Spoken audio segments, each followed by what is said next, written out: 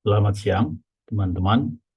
Ini tanggal 8 Juli tahun 2009 Juli tahun 2023, hari Minggu ya. Pukul 1 siang lewat 10 menit Indonesia Barat.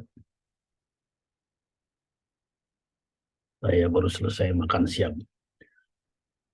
Ini saya sedang lihat eh, Bumi Serpong Damai BSDI.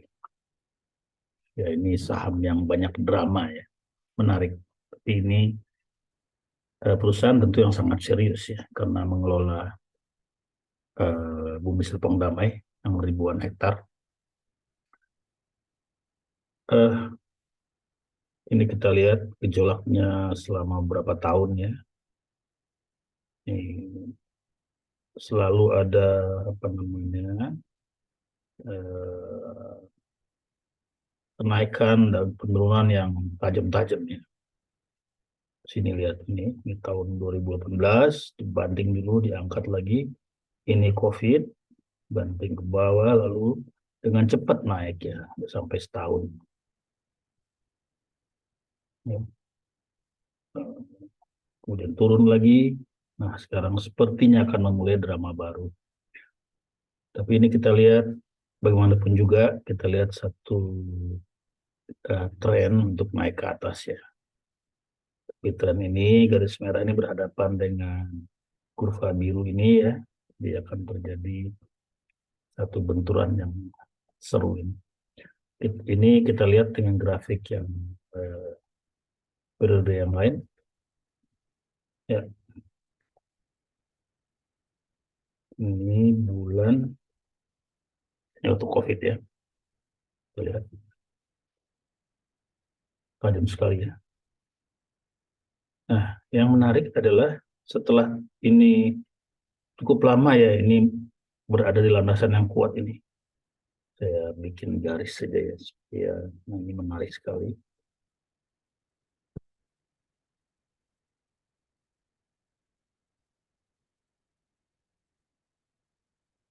Ini kita lihat di sini satu landasan kuat ya, kurang lebih ya, kurang lebih.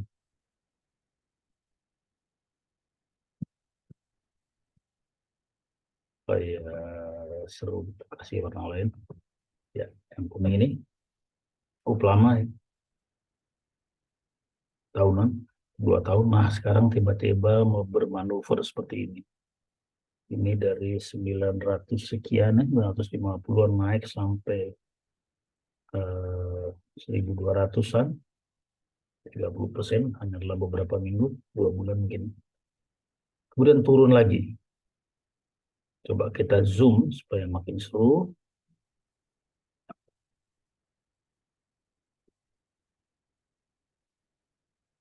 Nah ini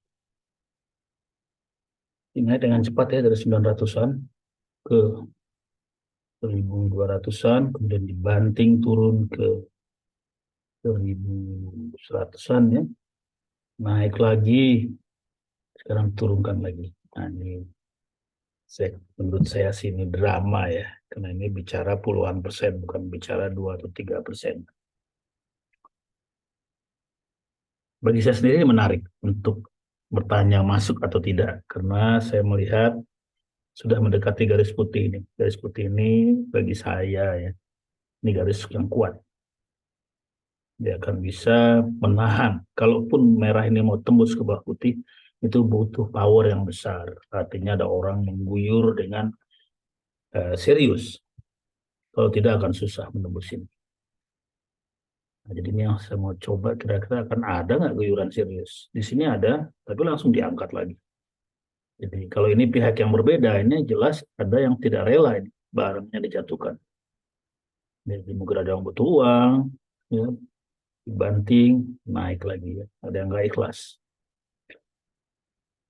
Nggak tahu mana yang pemilik ya. Saya kira sih yang pemilik yang ini ya, yang menaikkan ini mestinya pemilik ya. Maksud saya pemilik, pemilik bukan pemilik perusahaan, tapi pemilik eh, perdagangan. Perdagangan itu kan ada pemiliknya ya, ada jagoannya. Jadi ini ada yang bantingnya, ada yang nggak ikhlas, tapi dibanting lagi. Jadi ini menarik. Jadi saya sebetulnya berminat masuk karena melihat garis putih ini. Tapi mari kita coba lihat lebih jauh. Perusahaannya sepertinya sedang dalam kondisi bagaimana sih? Ini saya coba lihat ini Indo Premier ya. Kita gampang aja lihat ROE-nya aja ya. Ini return on earning. Saat ini 8,5%. Kalau disetahunkan. Buat ukuran bisnis normal ini kecil ya. Tapi kalau kita lihat pertumbuhannya dari tahun-tahun sebelumnya ya. Di sini 8, di sini 0 ini ada COVID ya. 36 ini artinya sudah kembali ke masa sebelum COVID 2019. Tapi ini disetahunkan ya, belum menjadi angka yang sebenarnya. Artinya kuartal lalu bagus itu.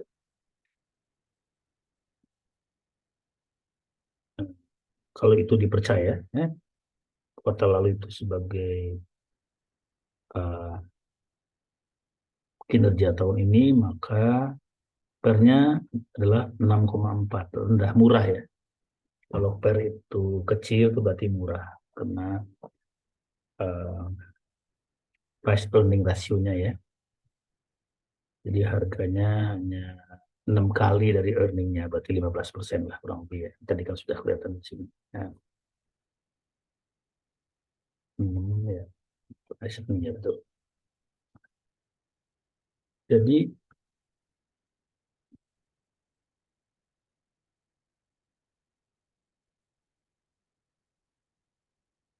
apa yang bisa disimpulkan? Kita melihat satu pertumbuhan kinerja bisnis. Coba kita lihat revenue-nya, ya bagus ya pendapatannya.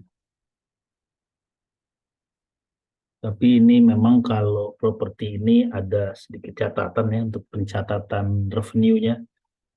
Karena properti itu kan ada yang perbedaan antara orang membeli dengan masa penyerahan. Jadi saya sendiri nggak terlalu paham, tapi saya tahu bahwa ada catatan di situ, tidak sama dengan yang biasa. Tapi anyway, kita lihat angka-angka yang tumbuh di sini. Saya juga tidak ingin terlalu detail ya. Eh, Saya memang biasanya mencari indikator-indikator yang sederhana saja. Net profit, ya. Net profit tahun lalu itu 2.400 miliar tuh banyak ya. Kuartal kemarin saja, kuartal pertama sudah 880 miliar. Nah ini seru ya, besar sekali. Jadi memang ada potensi bahwa bisnis BSDE sedang membaik. Saya sendiri tidak paham bagaimana karena ibu kota akan pindah ke IKN ya. Apakah ini berita baik bagi BSDE atau tidak, saya tidak paham. Tapi tak apa, bagi saya itu bukan hal yang paling saya perhatikan. Saya cuma mau lihat apakah perusahaan ini dalam posisi baik atau tidak. Cashnya bagus ya ini.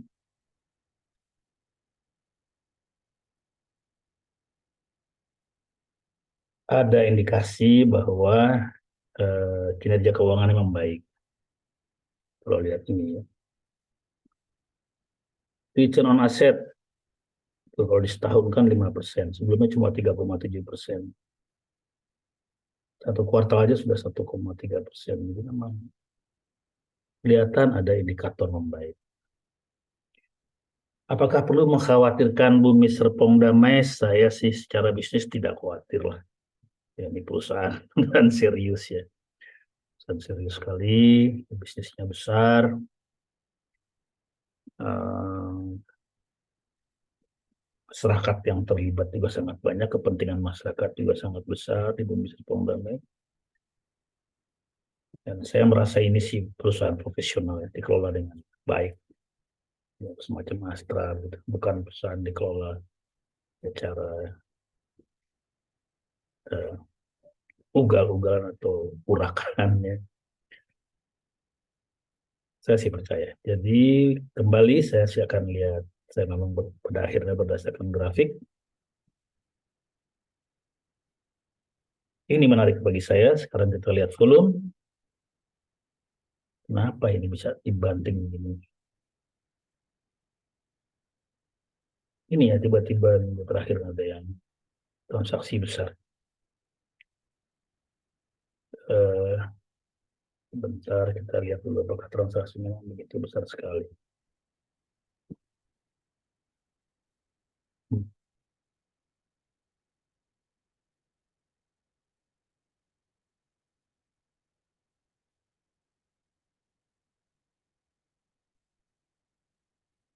Ya, ah, ya ini sedang-sedang lah ya, kecil yang enggak. Ini yang menarik di sini transaksinya kecil sekali. Minggu sebelumnya ya. Jadi rupanya setelah naik tinggi, kemudian orang mulai jual mahal, tiba-tiba diguyur jatuh lagi.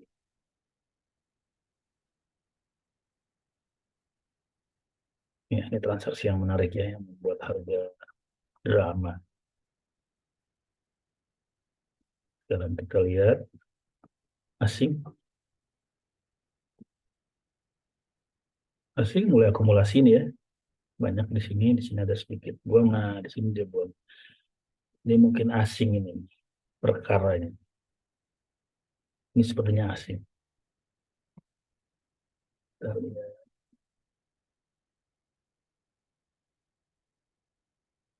Tapi sebetulnya juga asing masuk banyak ya, ini bantingan ini keluarnya dikit. Hmm, keluarnya nggak banyak sebenarnya. Oke, jadi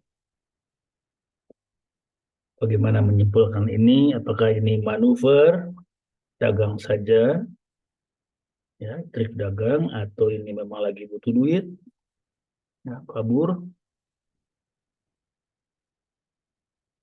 Saya sih cenderung melihat ini memang drama ya. Jadi naikin dengan dalam tempo cepat, dinaikkan ke 1.200 ya.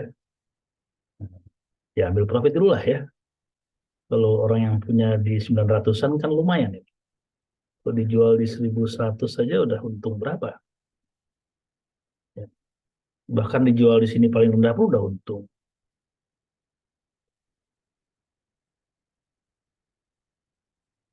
Hmm. Ya, entah bagaimana detailnya, tapi bagi saya ini sih kurva yang manuver dagang lah. Ya. Ini siapa orang yang mau beli pada harga ini yang saya nggak paham. Kalau saya jelas nggak mau.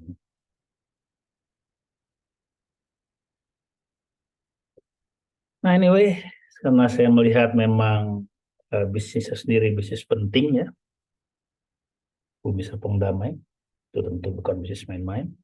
Kemudian angka kinerja keuangannya kelihatan membaik, walaupun kelihatannya harus dimonitor terus ya. Tapi saya jarang monitor ya, jadi saya lebih banyak lihat grafik, manuver orang saja. Eh, Kalau kita lihat support terkuat ada di biru ini di sekitar berapa ini? 9.700, 970. Jadi jaraknya ke angka sekarang itu nggak banyak ya, 100 rupiah.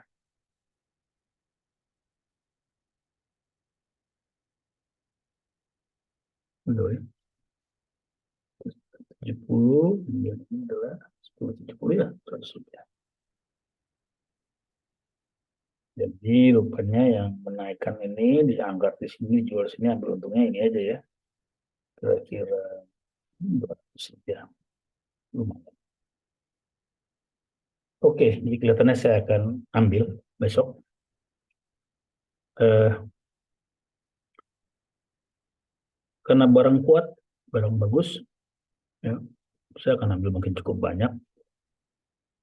Dan lagi saya percaya kurva biru ini kuat sekali, 970. Jadi kalau turun ke bawah putih ini saya anggap diskon besar.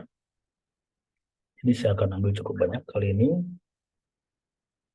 Walaupun ini manuver ya, manuver dagang, orang cari duit. Tetapi trennya ini kan kelihatan ya. Jadi membeli pada harga ini saya anggap wajar lah. Kalau turun-turun ke bawah, kadang-kadang memang dibanting lagi ke bawah ya itu biasa. Bocor ya putih ini ya. Putih ini kalau bocor dibanting ke bawah itu nggak lama. Kalau menurut saya gitu ya. Gue lihat ini. Ya, nggak kuat nih.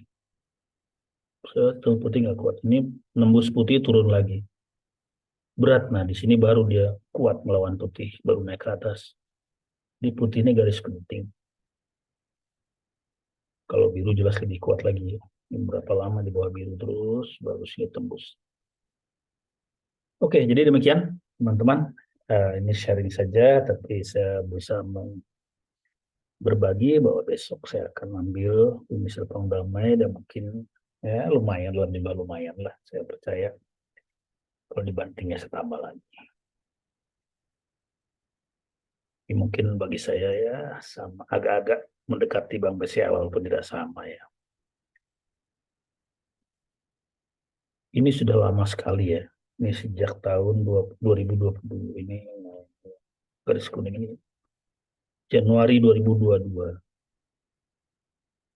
Setahun setengah lebih ini tidak bisa turun ke bawah garis kuning ini. Ya, jadi ini kuat sekali. Garis kuning ini kuat sekali dan menurut saya biru juga kuat. Tapi ini mestinya agak perlu eh, ikhlas agak lama. Tapi agak lamanya itu nggak lama banget menurut saya. Setelah saya lihat-lihat, saya tuh sebenarnya jarang ya pegang barang di atas 3 bulan. Ya karena biasanya kalau sudah mendekati 2 bulan, itu sudah kelihatan kok beberapa udah muncul indikator baru yang memberikan konfirmasi barang ini bakal naik terus atau stagnan atau turun. Jadi biasanya kalau saya nggak melihat prospek udah saya jual atau kalau prospek ya saya jual juga. Ya, kalau minus ya tentu saya jual duluan kalau saya udah lihat gejalanya tidak sehat. Jadi memang saya sebetulnya jarang pegang barang di atas 2 bulan juga jarang. Outnya itu ya. Kecuali Bank BCA. Kalau Bank BCA saya suka lama-lama karena ya itu kan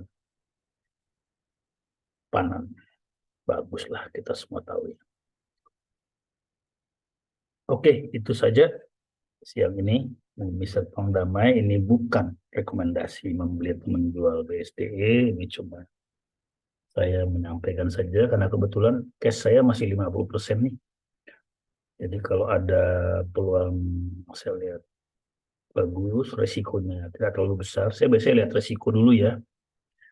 Saya malas untuk bermain-main dengan resiko. Ya kalau resiko 10% saya anggap wajar karena biasanya saya nggak ambil satu kali, satu paket. Saya biasanya tiga paket yang umum. Jadi kalau misalnya ini saya ambil misalnya 100 lot dibanting ke bawah garis putih ya saya senang. Ya, saya ambil lagi mungkin 50 lot, 30 lot. Dan kalau dibanting lagi di bawah ya saya ambil lagi 100 lot. Jadi karena saya punya kepercayaan kalau sudah terlalu bawah mantunya juga lumayan lah. Kalau saya melihat trennya masih saya optimis. Nah kalau saya tidak optimis ya saya batalkan abort.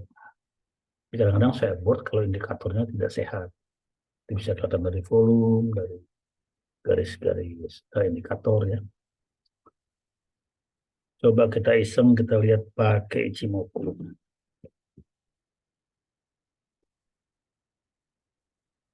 Oh, Ichimoku-nya sudah tembus awan ya. Ini awannya sudah naik ke atas awan. Nah, ini sekarang, nah ini bagus nih. Tembus ke bawah kijung, ini kijung yang merah ini ya. Sorry, garis merah ini tengkang.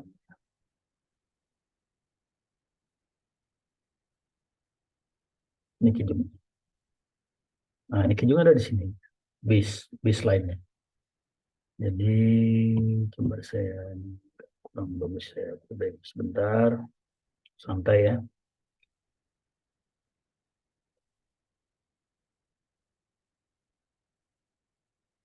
Santai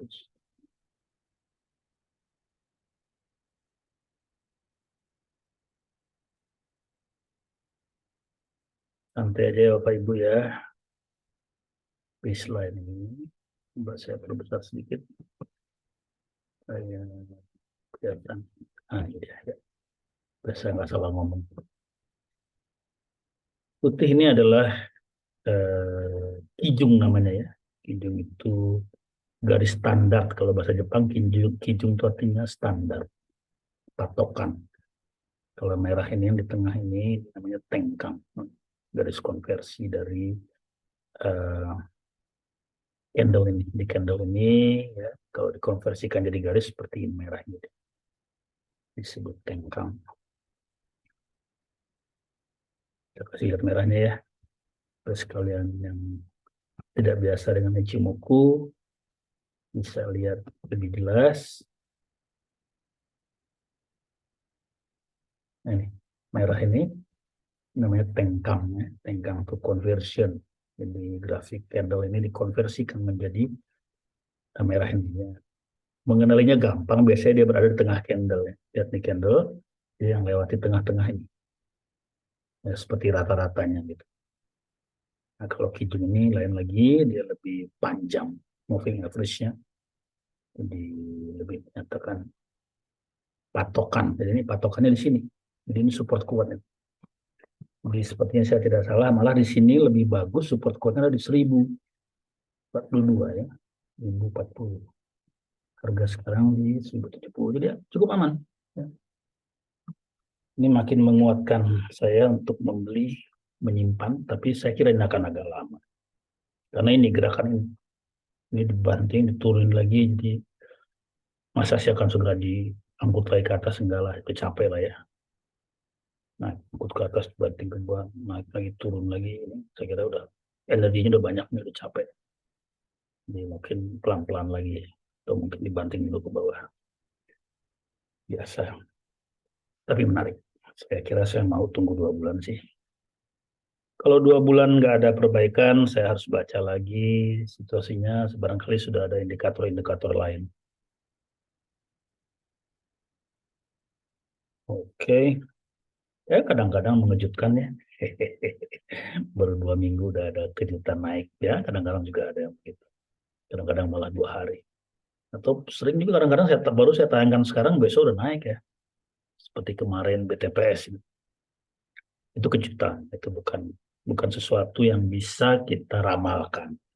Kita tidak bisa pada dasarnya meramalkan gerakan para pedagang besar.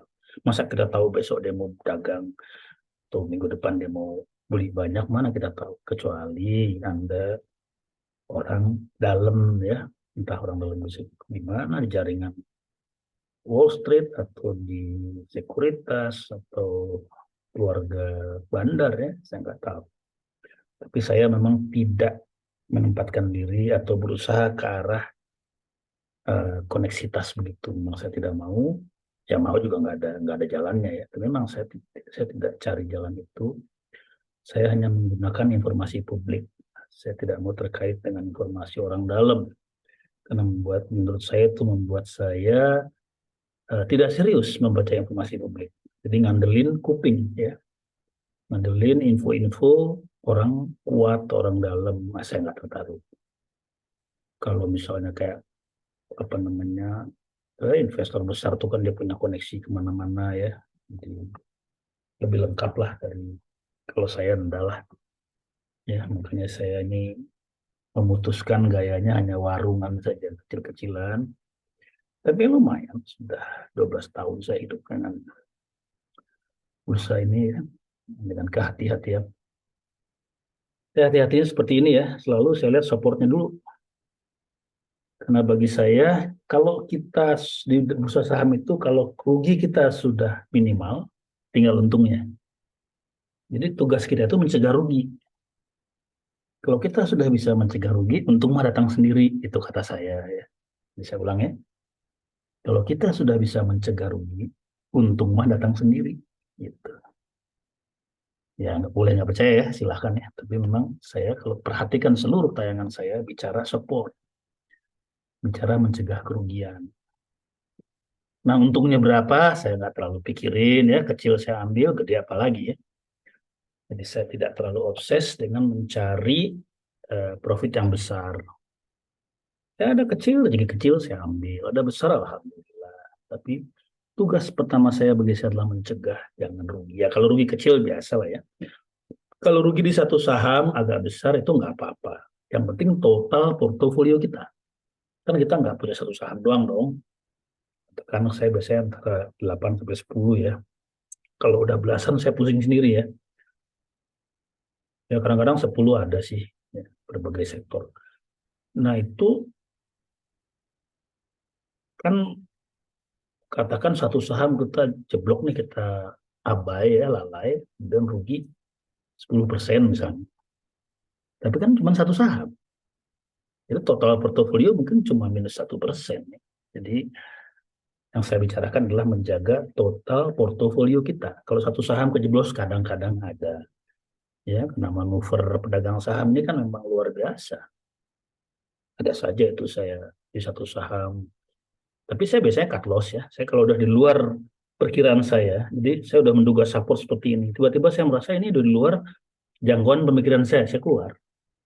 Rugi 10% saya keluar, rugi 15% saya keluar. Karena buat saya nggak ada guna.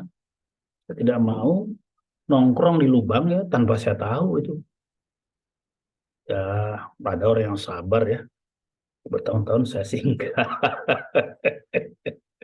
Ogah saya dalam lubangnya. Jadi ya udahlah, memang tugas saya utamanya adalah mencari support-support seperti ini. Oke. Okay.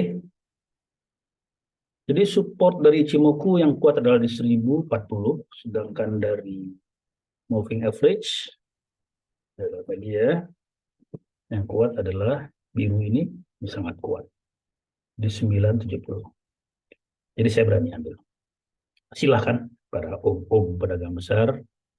Kalau turunin lagi ya saya tunggu sampai saya merasa aman, saya ambil lagi. Yang saya beli di sini nggak akan saya jual ya. Biarlah saya siap-siap 2 bulan. Saya siap untuk 3 paket biasanya. Satu turun satu saya ambil. Kecuali saya melihat berita, ada informasi, atau tiba-tiba saya melihat sesuatu yang saya nggak lihat sebelumnya. Dan berbahaya, saya cut loss. Saya nggak takut cut loss. Tadi saya udah bilang, nah saya tidak pegang satu saham. Pegang satu saham atau 2 saham itu membuat Anda takut cut loss ya. Karena dampaknya terhadap portofolio Anda besar. Jadi eh, saya karena itu mungkin hasil saya nggak terlalu besar ya. Dan biasanya saya selalu punya cash ya. Karena tadi saya harus ambil paket kedua, paket ketiga. Jadi biasanya saya selalu punya cash ya paling nggak 30% ya. Karena itu saya merasa perlu siapkan uang untuk kalau ada diskon tambahan. Jadi kalau saya punya 30% cash, ada 70% dibagi katakan 8 saham, masing-masing saham cuma sekitar 10% rata-rata ya. Jadi kalau berugi saya 5%, 6%, saya anggap ini udah nggak benar ya, saya keluar aja. Saya sering, kadang-kadang heran ya, ada teman-teman yang kadang bertanya sama saya, setelah setelah saham itu minusnya luar biasa gitu. Ya, saya nggak bisa ngomong ya, cara orang bisnis kan lain-lain. Cara orang melihat bursa itu lain-lain ya. Tapi bagi saya nggak masuk akal membiarkan saham saya jatuh sampai dalam sekali, buat apa itu. Jadi itulah gunanya belajar tren menurut saya. Kalau kita melihat tren, melihat volume, kita bisa lah dapat apa namanya, dapat feel ya. Ini nggak bener nih. Kita keluar dulu deh. Untuk apa ada tongkrong? Unilever misalnya. Saya sudah bicara itu Unilever sebelum turun jauh, turun sedikit saya udah ngomong itu di tayangannya ada nih, boleh dicari. Situasi Unilever seperti ini, saya keluar. Itu terus turun, orang tungguin terus. Jadi saya di situ tidak ada prinsip meminimalkan risiko. Jadi itu yakin pada fundamental, pada barangnya, terus ditungguin. Masalahnya kan gini, kita nggak punya informasinya gitu. Kita tungguin terus ya. Kadang-kadang habisnya sudah perubahan ya, yang kita nggak tahu. Kita bukan bukan orang yang memahami secara dekat. Gitu. Ya, tapi silakanlah ya. Saya kira tiap orang melihat celah yang berbeda, lihat peluang yang berbeda, dan mendekati dengan eh, cara berpikir yang berbeda. Silahkan aja. Kalau saya sih jelas, saya tidak mau. Saya menjaga portofolio saya, jangan rugi terlalu besar. Kalau sudah ada yang nggak menarik, saya nggak mau. Kedua, saya hanya bekerja dalam jangkauan pemikiran saya. Kalau keluar pemikiran saya nggak mau. Ngapain? Kalau saya mengambil keputusan di luar yang bisa saya pikirkan, ya itu bukan saya. Gitu. Ya, saya hanya, ya dalam pikiran saya, duit saya kok tentu sesuai dengan pemikiran saya, jadi itu terbatas. Ya, pemikiran saya terbatas, ya begitulah. Saya hidup dengan itu, dengan pemikiran saya, bukan dengan pemikiran orang lain. Saya memanfaatkan orang lain itu tentu waktu bicara soal terutama fundamental ya. Itu saya dengerin tuh para ahlinya. Ada ahli-ahli fundamental yang saya dengerin ya. Dulu BRMS ada teman saya yang ahli saya dengar. Terus apalagi di YouTube tuh banyak para ahli fundamental ya. Kadang-kadang saya lihat kalau ada yang saya lihat pinter ya. Itu kita kalau di YouTube pasti bedain tuh ya antara yang drama-drama sama yang memang pinter beralasan dan transparan. Artinya apa namanya? Niatnya baik ya. Nggak semua orang di YouTube niatnya baik. Nah, kalau udah begitu, kalau cenderung mengarah-arahkan saya udah nggak mau. Tapi kalau memang kelihatan wajar, ya, logis, saya suka. Ya kita dengerin itu aja. Eh, Kemudian ada banyak gitu ya, punya beberapa yang saya. Tapi juga karena sekarang saya sudah eh, berdagang di sekitar itu saja, jadi udah nggak terlalu lihat lagi. Anyway, begitu situasinya. Ini bukan rekomendasi untuk membeli atau menjual bumi setong damai. Saya hanya menyampaikan uh, pemikiran saya dan saya senang tadi setelah makan saya lihat ini ya uh, drama ini. Saya suka drama. Saya suka drama ini drama. Kenapa itu Goto juga suka saya lihat-lihat ya karena itu drama. Barang penting yang didramatisir itu saya senang tuh. Goto itu barang penting ya. Kehidupan masyarakat Indonesia. Tapi di drama-drama, nah saya suka itu. BRMS terus saya juga suka karena BRMS itu seru banget ya. Dari harga 50-an sampai 200-an, sekarang 150-an. Ya, saya sempat untung lumayan, rugi juga, tapi total masih untung. Kemarin saya masuk lagi, ya, lebih baru masuk lagi, untung kecil, saya keluar lagi. Begitu, jadi barangkali satu pemikiran saya yang mendasar kali ini yang saya sampaikan adalah saya nggak mau nongkrong di dalam lubang lama-lama kalau memang saya sudah nggak paham lagi tentang gerakan itu saya keluar. Ya. Kalau misalnya ini turun sampai bolong ke bocor ke bawah sampai sini gitu, saya nggak apa-apa. Ya. Karena tadi saya sudah sampaikan, saya udah ngerti. Saya bisa terima sampai ke biru. Tapi kalau udah amblas ke bawah biru, saya nggak mau lagi. Ini udah di luar perkiraan saya. Bahkan mungkin nggak sampai biru lah ya kalau udah mendekati ke angin. Ini ada garis ini kita buat lihat ya.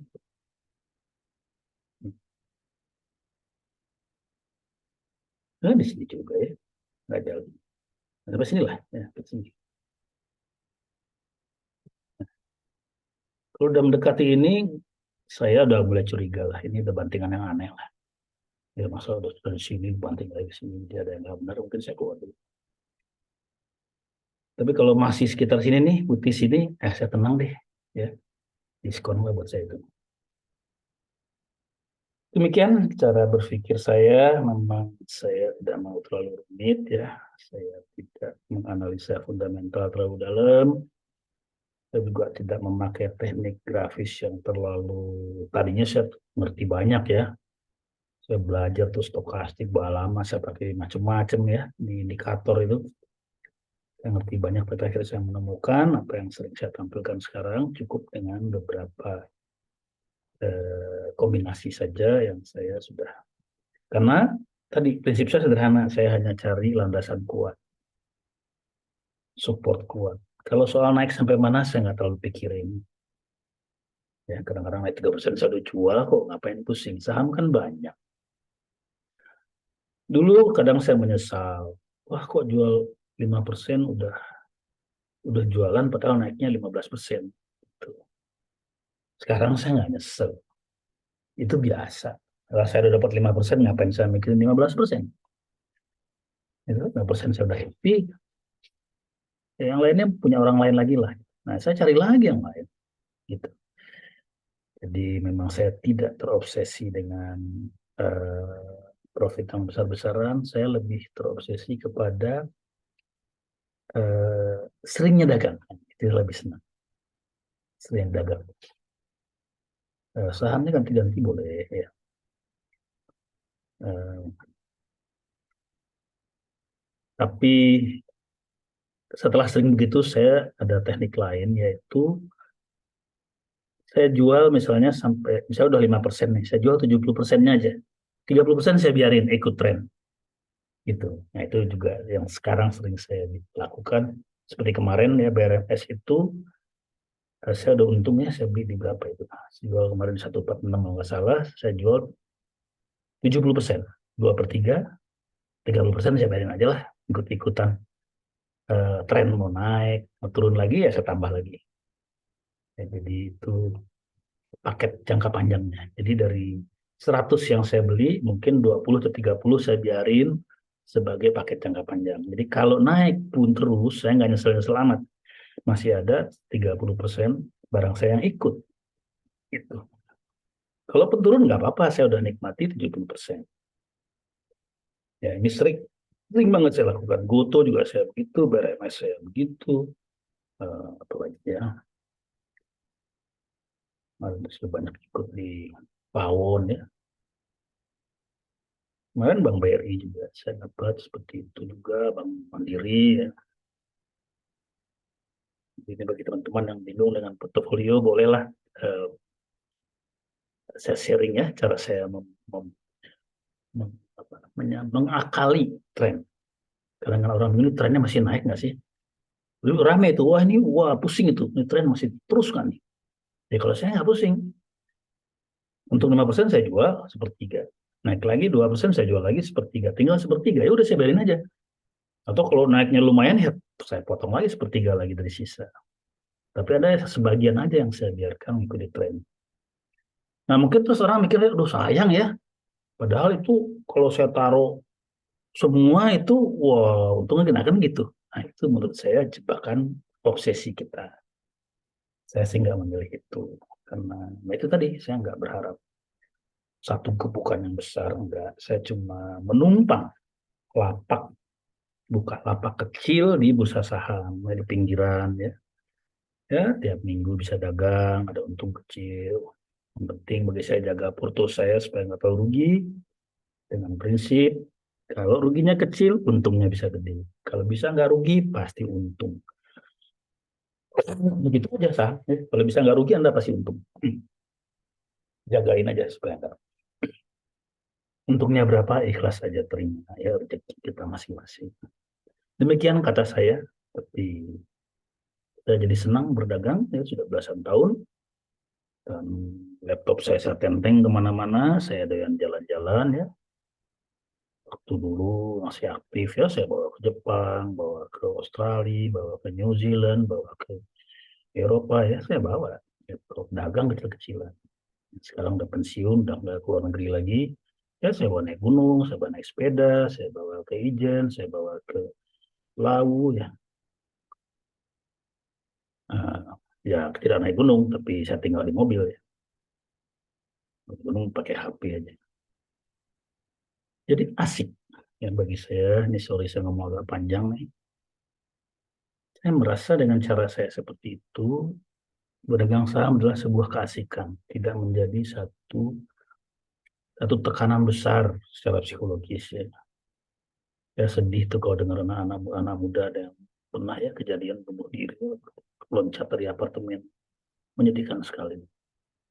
Karena approach-nya yang salah terhadap bursa saham, cara melihat celahnya salah, akhirnya menjadi beban pribadi.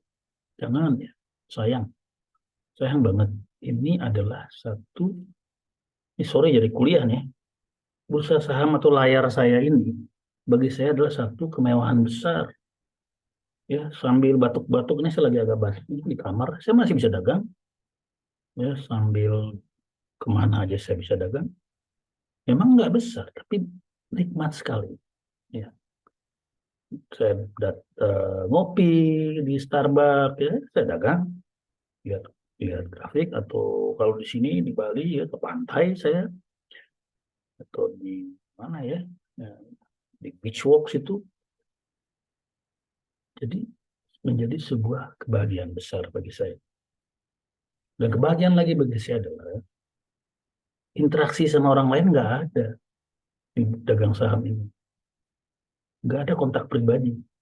Dan bagi saya yang udah tua begini tuh menyenangkan karena orang Indonesia ini agak ribet ya. Kalau kita salah omong, kita ngomong agak kasar, agak tegas, atau kita lupa ngasih salam, atau itu bisa jadi masalah gitu. Atau oh, kita nggak nengok orang, lupa kita nengok, atau kita nggak tepuk bahunya, atau di ulang tahun kita nggak kasih selamat ulang tahun.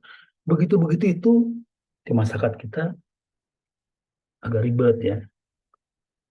Di anak sunatan kita nggak bisa datang barangkali. Jadi berurusan sama orang lain itu nggak mudah di kita karena kita masyarakat komunal ya, bukan masyarakat apa namanya itu individualistik ya. Eh, ya saya sudah posisi malas ya.